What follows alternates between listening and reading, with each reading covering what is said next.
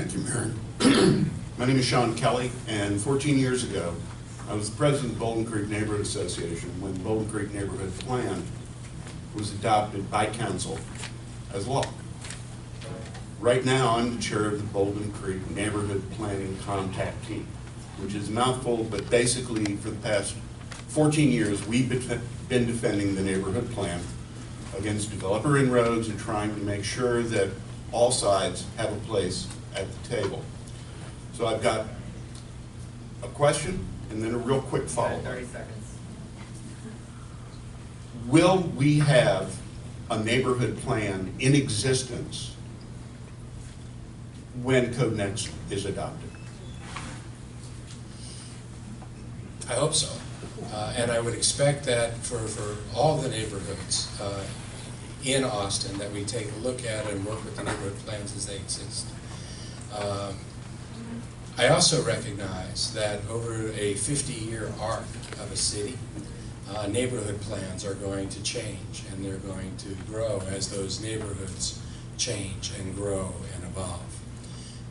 And I also recognize as I look at my council that there is an array of political views and places, different places where people come from on that council. So I can't give you any guarantees with respect to the ultimate politics of that, because it's not something that I control.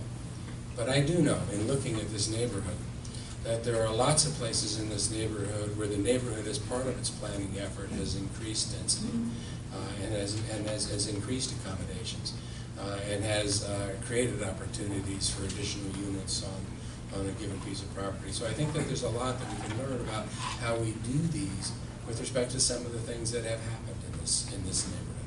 This is a special place. I know that. I know this neighborhood is a special place. I know everybody here is invested in this neighborhood. These are not, none of these are easy questions, and this is why this is hard, and it's why everybody has to stay engaged in what it is happening. But I told you earlier what my overarching view is, and that's my overarching view. As a quick follow-up, affordability is one of the big goals of CodeNEXT. Less than a year ago, we had a property 2 doors down from me, right over here on Posto, sold for over $600,000, and they scraped the house. They had to put up a $1.2 million house, which sold. If CodeNEXT were to take a standard city lot and allow you to knock it into 3 pieces, say 2,500 feet per lot, you'd probably put about $2,000 on it, 2,000 square feet on it. But the land investment already puts $100 per square foot before they lay the foundation. How can you ever achieve affordability in the central city with that kind of onus upon your shoulders? You're going to have to sell them for $400,000 a piece. That's not affordable.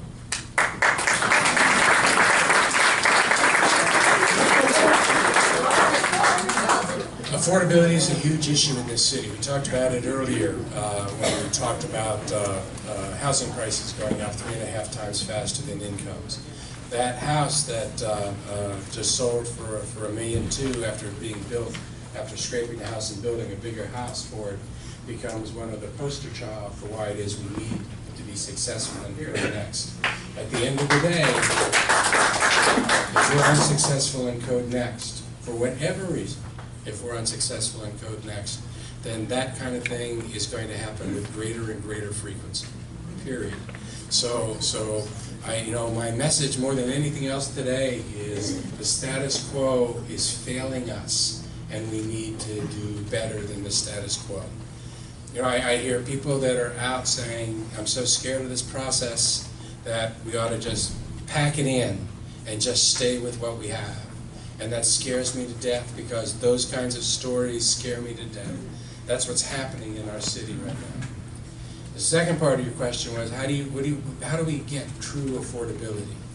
Well, affordability, as Councilmember Houston says, means different things to different people. She's never known whether affordability is a capital A or it's a lowercase a or what it is. And what's affordable to one person is not going to be affordable to another person. To the degree that we are trying to create affordability in this city for people that are making 60%, 70%, 80% of mean family income, we're trying to build those kinds of houses close to downtown. I will tell you that the only way we're going to be able to do that is to do something that happens outside of the market. There is no way we can get a market solution that anywhere close downtown is going to deliver us that kind of affordability, which means we have to subsidize it or we have to incent it. Subsidize it, you're all going to get a chance to vote for another affordable housing bond. I hope you support it. I hope that's what the Bond Commission does in 2018, because we need to have that kind of housing stock in our city.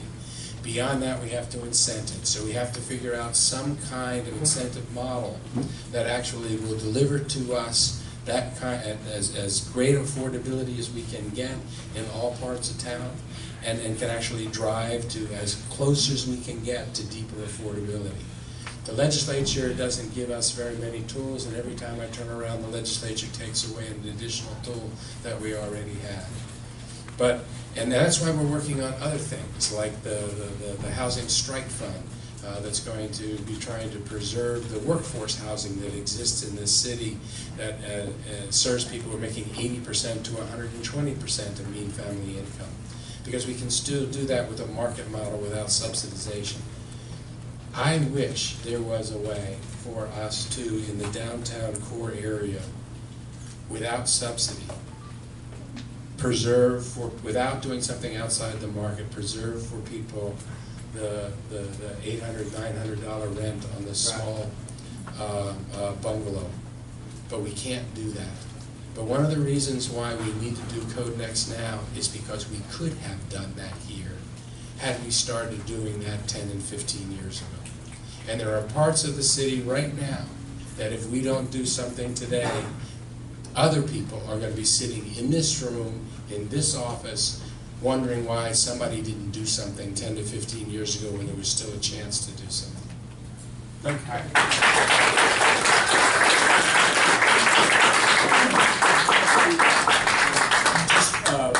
For your benefit, Mayor, and for some of the media folks who've come in since, can I show a show of hands one more time of those who are Bouldin residents here today? Okay, and then let's do a quick one, those in adjacent neighborhoods, please. Okay, thanks very much.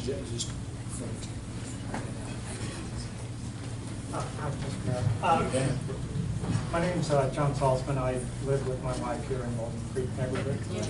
Get next to the mic.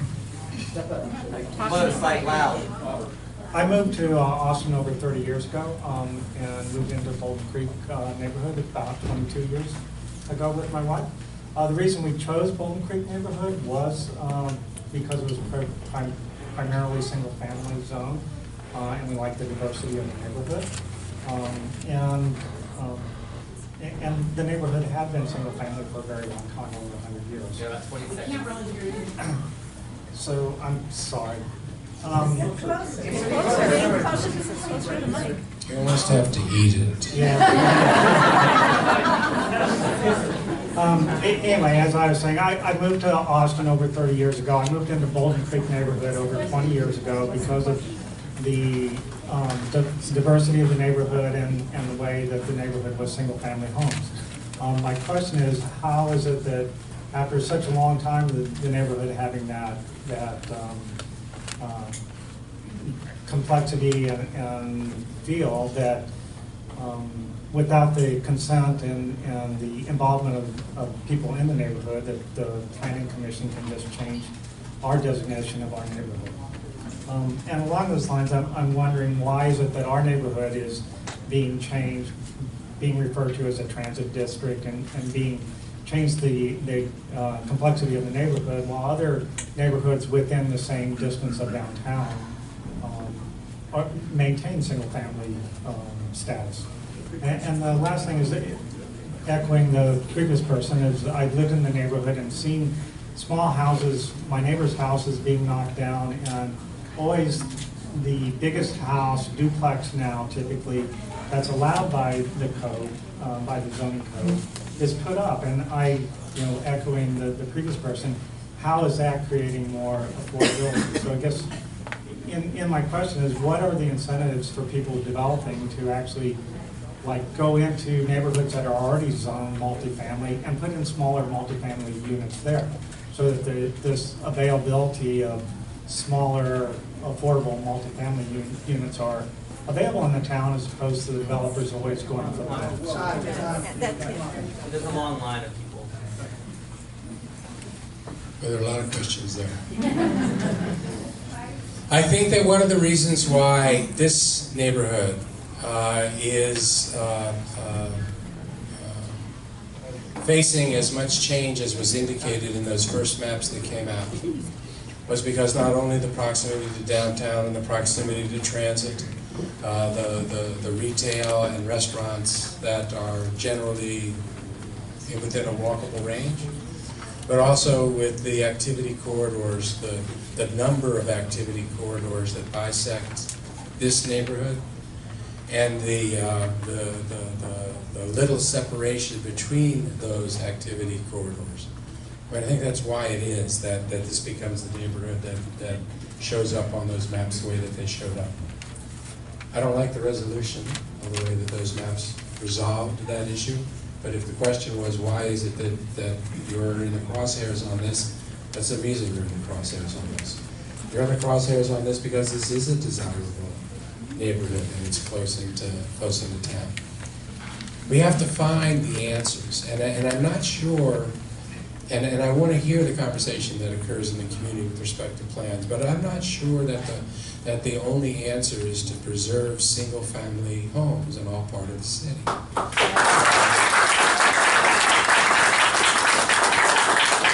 Well, look at what's happening right now up in Boston, where they're taking really historical areas, homes that have been there for 300 years, 250 years, and watch what they're doing with respect to historical preservation of those homes, and at the same time increasing the opportunity for people to live in that area, and to have that area also contribute to the overall to the overall city and to the city priorities.